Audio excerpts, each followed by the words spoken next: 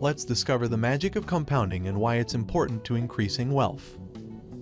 Compound interest is when the interest you earn on a balance in a savings or investing account is reinvested, earning you more interest.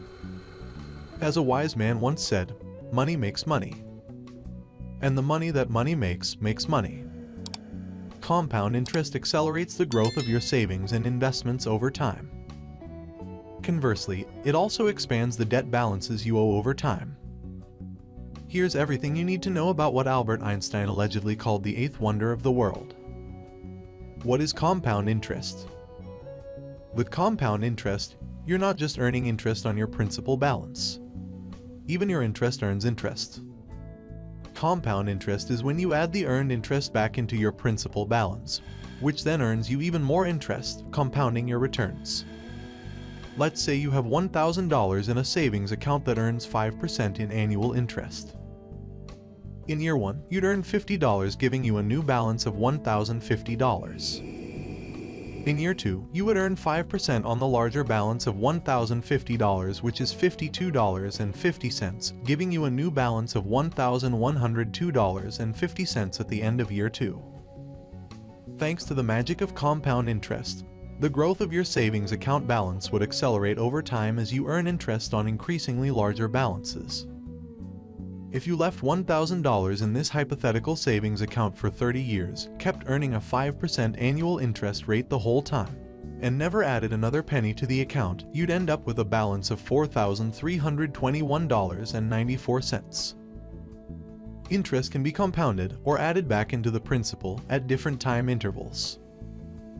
For instance, interest can be compounded annually, monthly, daily, or even continually.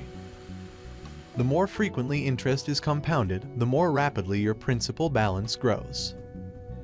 Continuing with the example above, if you started with a savings account balance of $1,000, but the interest you earned compounded daily instead of annually, after 30 years you'd end up with a total balance of $4,481.23.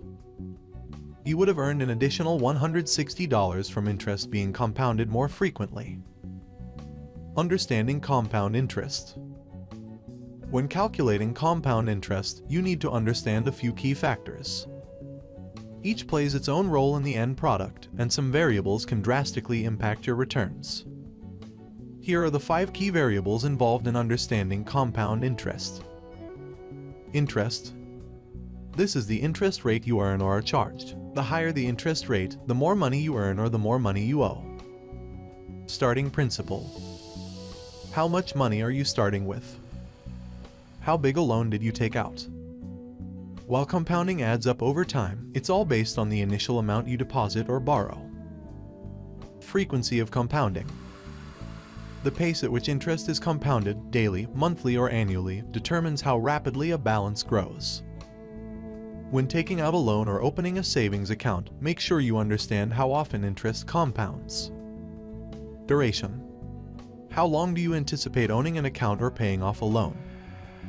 The longer you leave money in a savings account or the longer you hold onto a debt, the longer it has to compound and the more you'll earn or owe.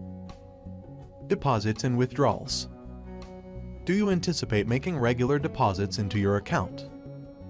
How often will you make loan payments? The pace at which you build up your principal balance or pay down your loan makes a big difference over the long run. Examples of compound interest. Compound interest can either help or hurt you, depending on whether you're saving or borrowing money. Savings accounts, checking accounts, and certificates of deposit. When you make a deposit into an account at a bank that earns interest, such as a savings account, the interest will be deposited to your account and added to your balance. This helps your balance grow over time. 401k accounts and investment accounts. Earnings in your 401 and investment accounts also compound over time. The percentage that stocks gain from day to day are calculated based on their performance the day before, meaning they compound each business day. If you reinvest your dividends and make regular deposits, you can help your balance grow even faster. Student loans, mortgages, and other personal loans. Compound interest works against you when you borrow. When you borrow money, you accrue interest on any money you don't pay back. If you don't pay the interest charges within the period stated in your loan, they're capitalized or added to your initial loan balance.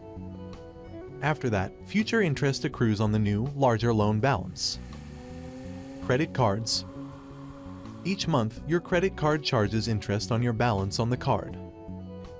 If you never charge anything else to the card and you pay the accrued interest each month, your balance will stay the same.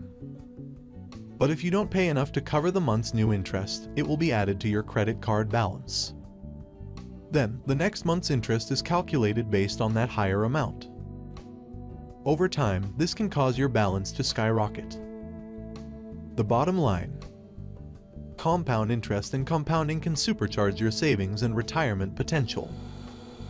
Successful compounding lets you use less of your own money to reach your goals. However, compounding can also work against you, like when high-interest credit card debt builds on itself over time.